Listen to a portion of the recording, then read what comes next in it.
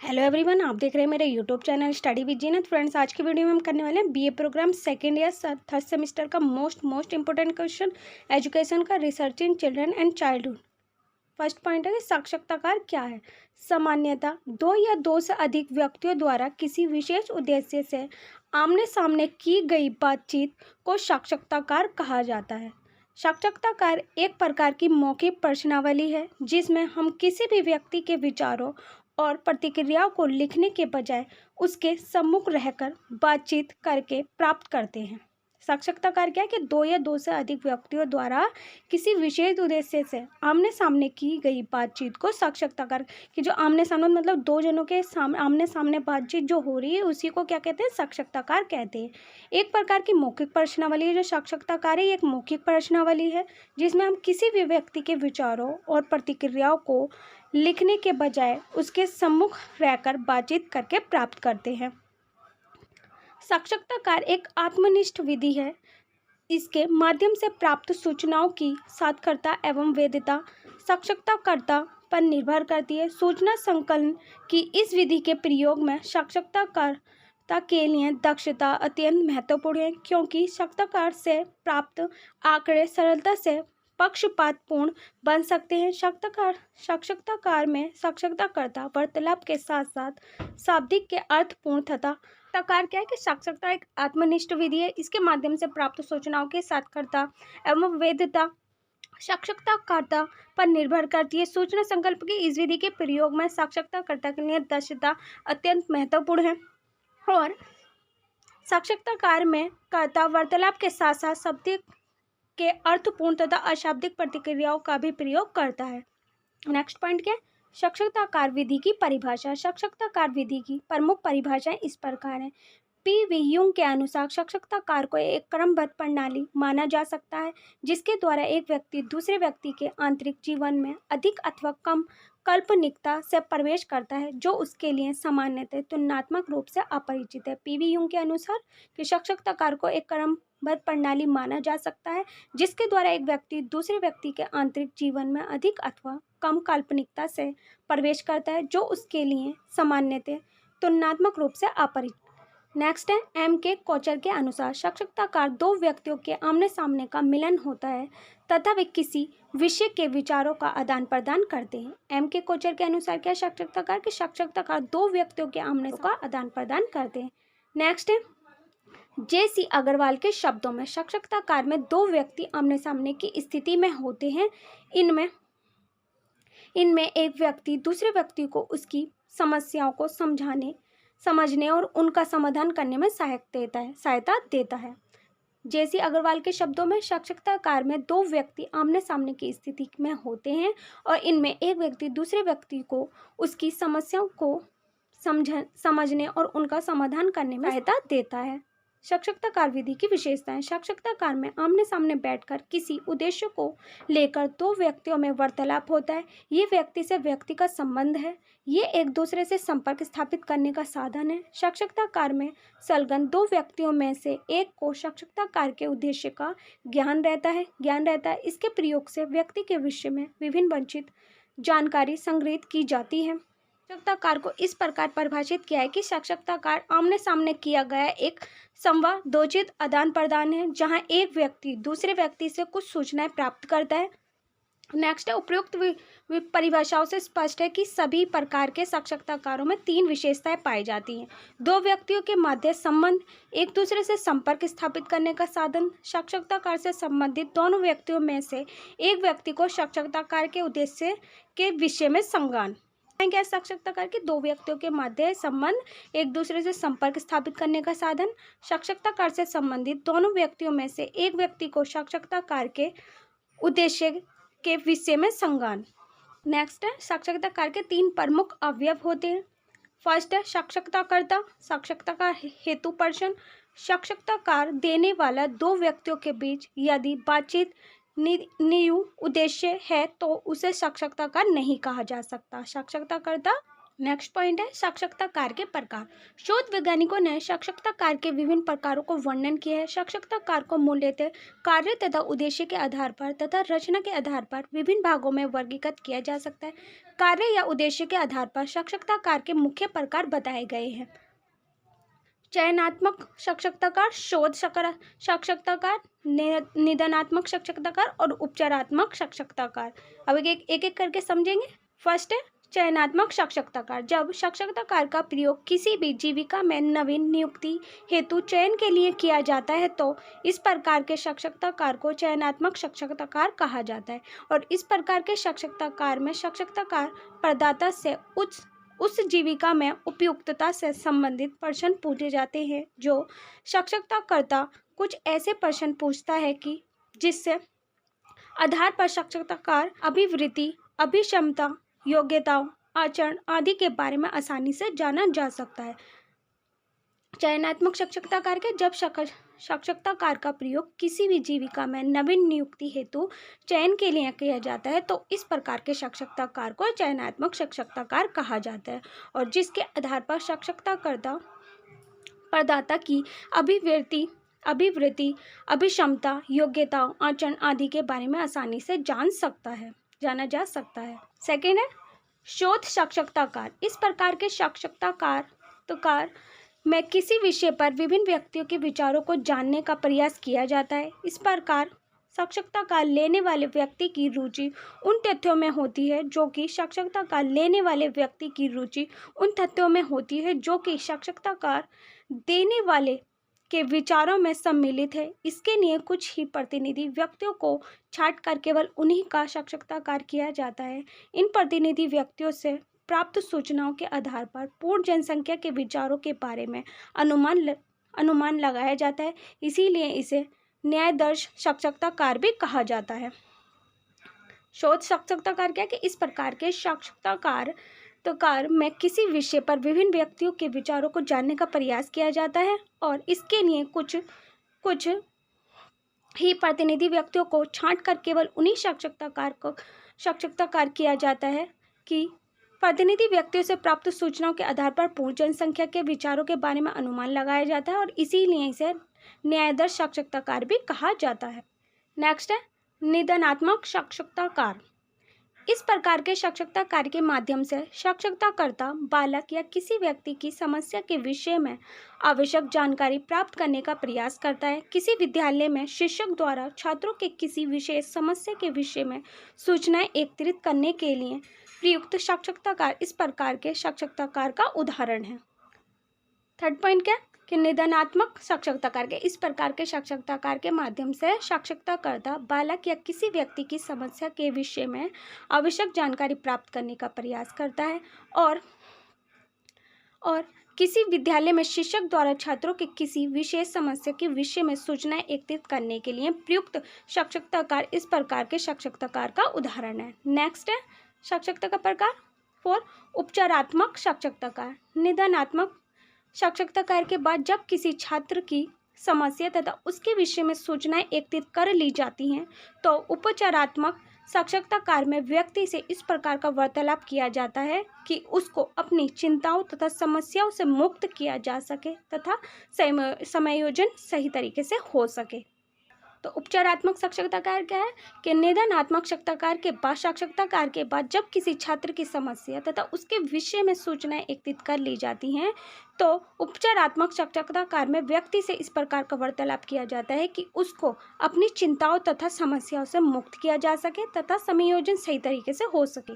Next point है रचना के आधार पर साक्षरता कार्य 2 प्रकार का होता है। रचना के आधार पर साक्षरता कार्य क्या होता है 2 प्रकार का होता है। फर्स्ट है संरचित साक्षरता कार्य। संरचित साक्षरता कार्य में साक्षरताकर्ता साक्षरता कार्य प्रदाता से पूर्व निर्धारित प्रश्नों को एक निश्चित क्रम में पूछता है तथा विषयी द्वारा किए गए उत्तरों को एक मानकीकृत फॉर्म में रिकॉर्ड किया जाता है और इस तरह से इस साक्षरता कार्य में साक्षरता कार्य देने वाले सभी व्यक्तियों से एक ही तरह के प्रश्न एक निश्चित क्रम में पूछकर साक्षरताकर्ता एक खास निष्कर्ष पर पहुंचने की कोशिश करते हैं।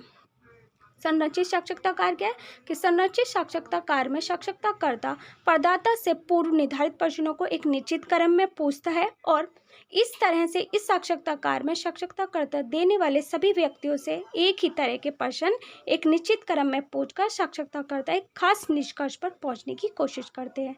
सेकंड पॉइंट, अंशरचित साक्षात्कार। अंशरचित साक्षात्कार में साक्षात्कारकर्ता साक्षात्कार देने वाले व्यक्तियों से जो प्रश्न पूछता है पूर्व निर्धारित नहीं होता है और ना तो वे किसी निश्चित क्रम में ही पूछे जाते हैं।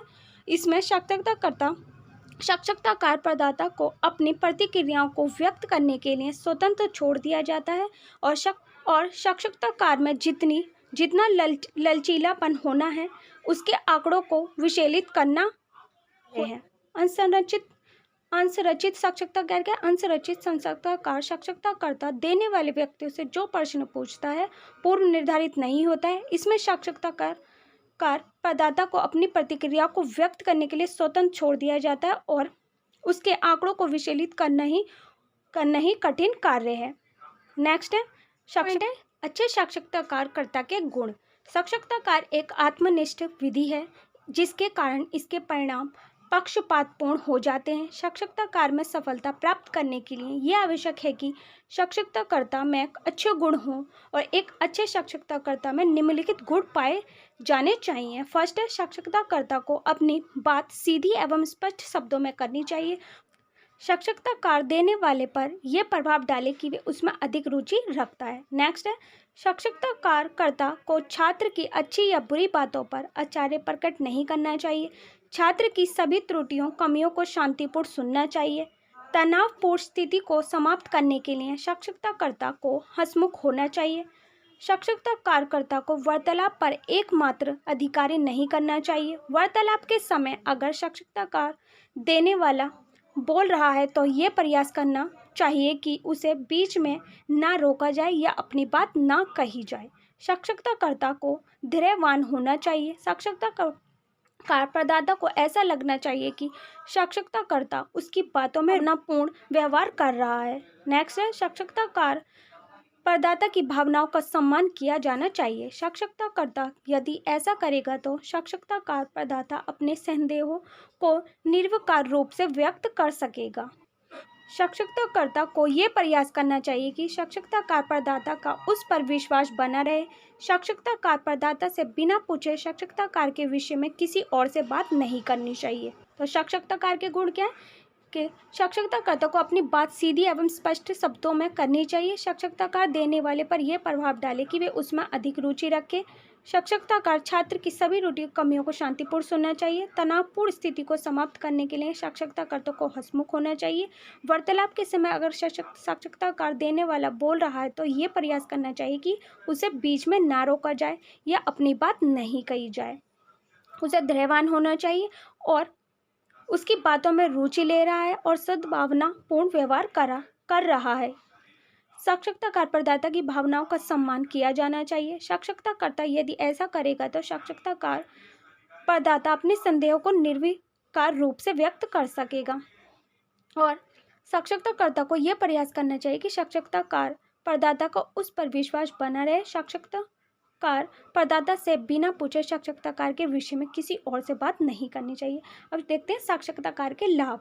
साक्षात्कार विधि के प्रयोग में लाना सरल है। छात्रों की अंतर्दृष्टि को विकसित करने में सहायक होती है। संपूर्ण व्यक्ति को समझने में ये विधि उत्तम है कि व्यक्ति की अभिवृत्ति, संवेग, विचार आदि सभी का अध्ययन होता है। साक्षात्कार देने वाले को अपनी समस्या प्रकट करने का साक्षात्कार अच्छा अवसर प्रदान, निषेधात्मक भावनाओं को स्वीकार करने तथा उनको स्पष्ट करने का अवसर साक्षात्कार से प्राप्त होता है।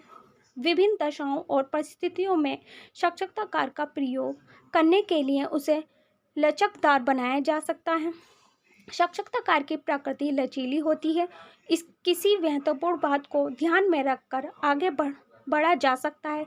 इस प्रकार व्यक्ति के किसी विशिष्ट पक्ष के बारे में जानकारी प्राप्त की जा सकती है। इस विधि के दौरान ऐसे प्रश्नों को स्पष्ट किया जा सकता है कि जो व्यक्ति के समझ में ना आ रहे हैं।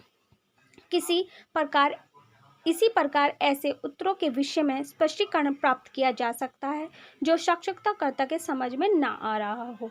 नेक्स्ट पॉइंट है, इसके द्वारा व्यक्तियों से ऐसी सूचनाएं प्राप्त की जा सकती हैं जो लिखित रूप से प्राप्त करना संभव ना हो।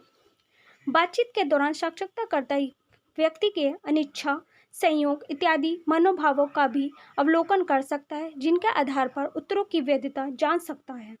साक्षात्कार के लाभ क्या हैं कि साक्षात्कार विधि के प्रयोग में लाना सरल है। संपूर्ण व्यक्ति को समझने में ये विधि उत्तम है कि व्यक्ति की अभिव्यक्ति, संवेग, विचार आदि सभी का अध्ययन होता है और निर्देशात्मक भावनाओं को स्वीकार करने तथा उनको स्पष्ट करने का अवसर साक्षात्कार में प्राप्त होता है। साक्षात्कार की प्रकृति लचीली होती है, किसी महत्वपूर्ण बात को ध्यान में रखकर आगे बढ़ा जा सकता है। इस प्रकार व्यक्ति के किसी विशिष्ट पक्ष के बारे में जानकारी प्राप्त की जा सकती है। इसी प्रकार ऐसे उत्तरों के विषय में स्पष्टीकरण प्राप्त किया जा सकता है जो साक्षात्कारकर्ता के समझ में ना आ रहा हो। बातचीत के दौरान साक्षात्कारकर्ता व्यक्ति के अनिच्छा, संयोग इत्यादि मनोभावों का भी अवलोकन कर सकता है। नेक्स्ट पॉइंट है, साक्षात्कार की परिसीमाएं। साक्षात्कार की कुछ कमियां भी पाई जाती हैं जो हैं, ये एक आत्मनिष्ठ विधि है जिसमें परिणामों में संगतता होने की संभावना में कमी आती है। आवश्यक प्रशिक्षण के अभाव में साक्षात्कारकर्ता को सही तरीके से व्यक्तित्व मूल्यांकन के लिए तथ्य एकत्रित करने में कठिनाई का अनुभव करता है। साक्षात्कार प्रदाता अपने उत्तरों को देते समय साक्षात्कारकर्ता की जाति, पद, लिंग आदि का ध्यान रखता है। इसी कारण उसके उत्तर स्वाभाविक न रहकर कृत्रिम एवं साक्षात्कारकर्ता को प्रसन्न करने वाले बन जाते हैं।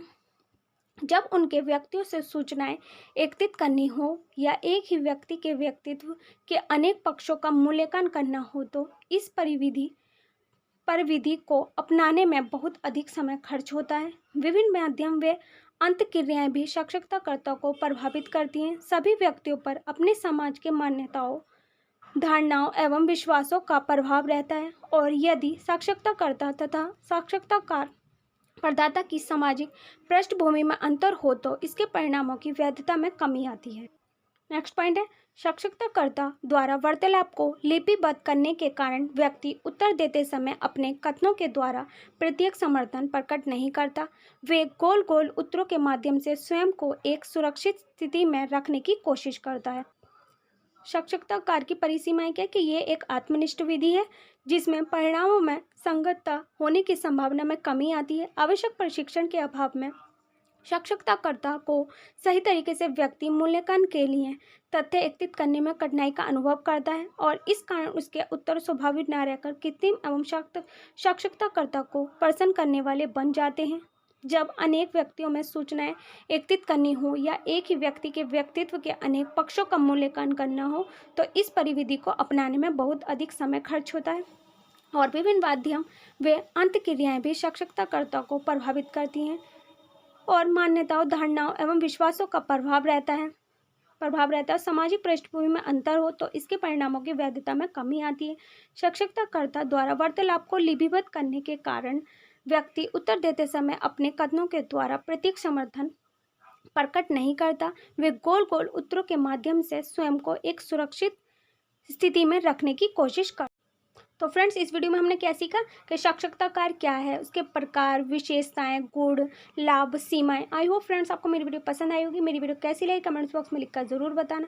If you like the video so don't forget to like and subscribe my channel and hit the bell icon. इसे अपने फ्रेंड्सों के साथ शेयर करें ताकि इस वीडियो का प्रॉफिट उन्हें भी हो। और आपको नेक्स्ट कौन से टॉपिक पर वीडियो चाहिए आप मुझे कमेंट्स बॉक्स में लिखकर बता सकते हैं।